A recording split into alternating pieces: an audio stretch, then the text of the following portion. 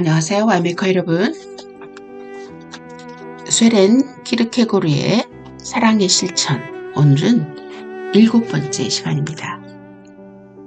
제목은 기독교의 전제는 내 이웃을 내 자신과 같이 사랑하라 입니다. 모든 강화, 특히 강화의 일부분은 시작하는 무언가를 상식선에서 전제하고 있습니다. 따라서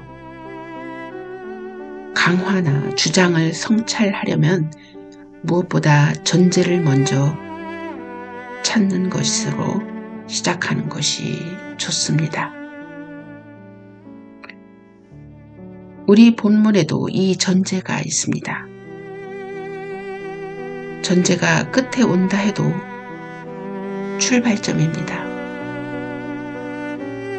내 이웃을 내 자신같이 사랑하라라고 말할 때 모든 사람은 자신을 사랑한다는 전제를 포함합니다. 따라서 기독교는 저 높은 곳을 날아다니는 헤겔 사상가들처럼 전제 없이 출발하지 않습니다. 심지어 아첨하는 전제로도 출발하지 않습니다. 기독교가 이것을 전제하고 있음을 감히 부인할 수 있을까요? 그러나 다른 한편으로 누군가 기독교를 오해할 수 있나요?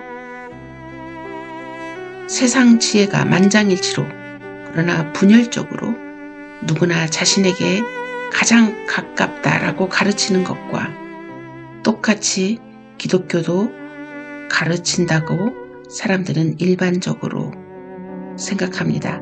즉, 자기 사랑이 규범적 권리임을 선포하는 것이 기독교의 목적이라고 주장합니다. 하지만 사실은 정반대입니다. 자기 사랑을 인간에게서 빼앗는 것이 기독교의 목적입니다. 다시 말해, 이것은 자신을 사랑하고 있음을 의미하지만 이웃을 내 자신같이 사랑하는 경우 이 명령은 마치 곡괭이가 하는 것처럼 자기 사랑의 뚜껑을 열어젖힌 후 그것을 빼앗는 것과 같습니다. 내 자신같이라는 이 작은 문구는 다루기 쉬울 뿐 아니라 영혼의 탄력성을 갖고 있습니다. 하지만 이웃을 사랑해야 한다는 이 계명이 달리 표현된다면 자기 사랑을 다룰 수 없게 됩니다. 내 자신같이라는 말의 목적에는 흔들림이 없습니다. 영혼의 확고부동함으로 판단합니다. 자신을 사랑하는 가장 깊은 은신처로 침투하여 들어갑니다.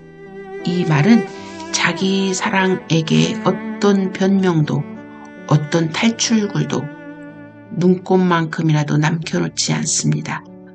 얼마나 놀라운지요. 사람이 이웃을 어떻게 사랑해야 하는지 길고 통찰력 있는 강화를 말할 수 있습니다. 이 강화가 들릴 때 자기 사랑은 변명을 생각할 수도 탈출구도 찾을 수도 있습니다. 이 주제가 모든 환경을 고려할 정도로 완전히 파헤쳐진 것이 아니기 때문입니다. 또한 무언가 항상 망각하였고 충분히 정확하고 구속력을 가진 방식으로 표현되지도 설명되지도 않았기 때문입니다. 그러나 이 내 자신 가치의 계명, 네, 맞습니다. 이 계명이 자기 사랑을 꼼짝 못하게 하는 것만큼 어떤 레슬링 선수도 상대를 그처럼 꼼짝 못하게 할 수 없습니다. 자기 사랑은 이때 옴짝달싹도 할 수 없기 때문입니다.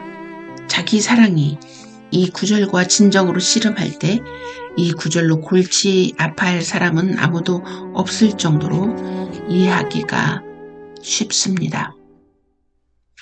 그런데도 자기 사랑은 더 강한 자와 씨름했음을 깨닫게 됩니다. 야곱이 하나님과 씨름하고 난 다음 다리를 절뚝 걸린 것처럼 자기 사랑도 이 구절과 씨름했다면 어느 한 부분이라도 반드시 부러졌을 것입니다. 이 구절은 사람이 자신을 사랑하지 말아야 함을 가르치는 것이 아니라 오히려 올바른 자기 사랑을 가르칩니다. 얼마나 놀랐습니까? 자신을 보호하기 위한 자기 사랑의 투쟁은 얼마나 길고 끔찍하며 복잡한 투쟁입니까? 그런데도 기독교는 단 한 방 타격을 날림으로 이 전부를 결정합니다. 모든 것은 눈 깜짝할 사이에 이루어집니다.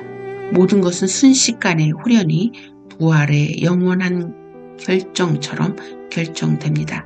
사람은 누구라도 자신을 사랑한다고 기독교는 전제합니다. 그리하여 이웃이 등장하는 구절에만 내 자신과 같이라는 말을 덧붙였습니다. 그러나 이 말이 추가되기 전과 후 사이에는 영혼의 변화가 있습니다. 그러나 이것도 최고가 되는 것일까요? 자신보다 다른 사람을 더 사랑할 수는 없는 것일까요? 시인의 감동에서 나오는 이런 이야기가 세상에서 들립니다. 그렇다면 기독교가 그렇게 높이 날아오를 수 없는 것일까요? 그리하여 비참하게 이웃을 자신같이 사랑하는 요구에 매달릴 수밖에 없는 것일까요? 이것은 기독교가 높이 날아오르는 사랑, 애인, 친구를 찬양의 대상으로 삼는 대신 전혀 시적이지 않는 이웃을 사랑의 대상으로 삼으려는 것 같습니다. 그런데도 과연 이럴 수 있나요? 혹은 명령받은 사랑과 비교하여 찬양받는 사랑의 양보함으로 우리가 기독교의 상식과 삶에 관한 이해를 찬양할까요? 왜냐하면 기독교가 더욱 냉정하고 확고하게 이 땅을 붙들고 있기 때문입니다. 이것은 속담이 나를 조금 사랑하라, 오래 사랑하라 라고 말한 것과 같은 의미이기도 합니다. 결코 그럴 수 없습니다.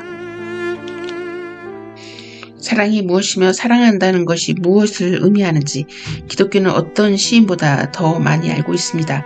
바로 이런 이유로 기독교는 시인이 모르는 것을 알고 있습니다. 그들이 찬양하는 사랑은 은밀한 자기 사랑임을 알고 있지요. 자신보다 다른 사람을 더 사랑한다는 이 도취된 표현을 이것으로 명확히 설명할 수 있습니다. 에로스 사랑은 아직 영원한 것은 아닙니다. 그것은 무한의 아름다운 현기증입니다. 이 사랑이 표현할 수 있는 최고의 표현은 신비의 어리석음입니다. 이것을 다음과 같이 더 어지러운 표현으로 설명해 보겠습니다. 하나님보다 사람을 더 사랑하기. 이런 어리석음이 무엇보다 시인을 즐겁게 합니다. 그의 귀에 얼마나 달콤한 노래인지요. 이런 어리석음이 시인에게 영감을 줍니다. 그러나 기독교는 이것을 신성모독이라고 가르칩니다.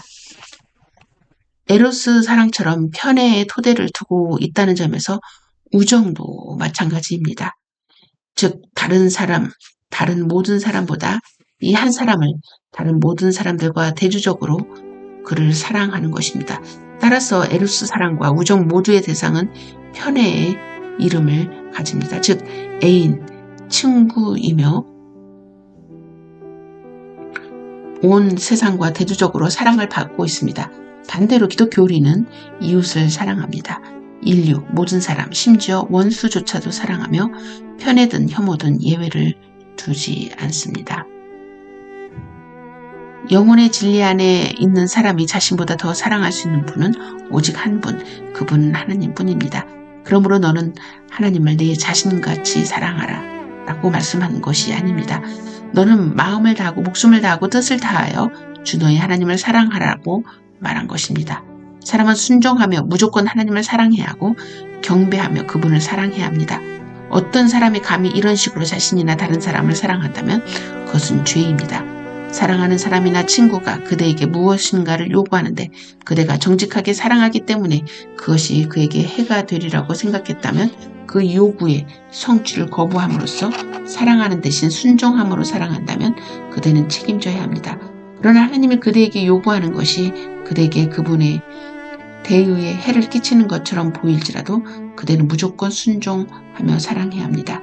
하나님의 지혜는 그대의 지혜와 비교할 수도 없으며 그대의 지혜와 관련하여 하나님의 다스림은 아무런 책임의 의무가 없기 때문입니다. 그대는 사랑 안에서 순종하면 됩니다.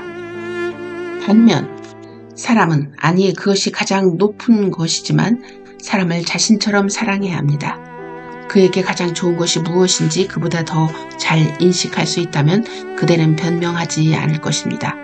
왜냐하면 해로운 것은 그의 바람이었고 그가 요구했던 것이기 때문입니다.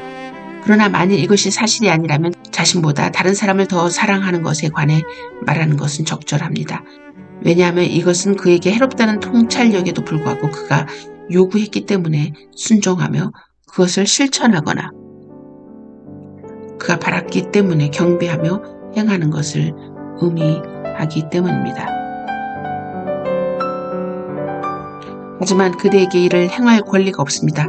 이렇게 행한다면 그대는 책임지게 됩니다. 마찬가지로 다른 사람이 이런 식으로 그대와의 관계를 오용하기를 바란다면 그가 책임을 집니다. 따라서 내 자신 가치입니다. 지금까지 내가 살면서 만났던 사람 중에 가장 교활한 사기꾼을 생각해 봅시다. 혹은 우리가 원래 모습보다 더 그를 교활하게 만들 수도 있습니다. 그가 율법을 말로 장황하게 만들 수 있도록 해봅시다.